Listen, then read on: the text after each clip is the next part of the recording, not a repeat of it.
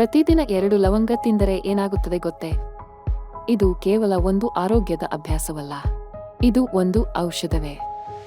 ವಿಶೇಷವಾಗಿ ಕ್ಯಾನ್ಸರ್ ಚಿಕಿತ್ಸೆ ಪಡೆಯುತ್ತಿರುವವರಿಗೆ ಇದು ರಕ್ಷಣಾ ಕವಚದಂತೆ ಕೆಲಸ ಮಾಡುತ್ತದೆ. ಆಯುರ್ವೇದ ಪ್ರಕಾರ ಲವಂಗದಲ್ಲಿ ಇರುವ ಯುಜಿನಾಲ್ ಎಂಬ ಶಕ್ತಿಶಾಲಿ ಆಂಟಿಆಕ್ಸಿಡೆಂಟ್ ಫ್ರೀ ರಾಡಿಕಲ್ಸ್ ಎಂದು ಕರೆಯುವ ಕ್ಯಾನ್ಸರ್ನ್ನು ಪ್ರೇರೇಪಿಸುವ ಅಂಶಗಳನ್ನು ತಡೆಗಟ್ಟುತ್ತದೆ.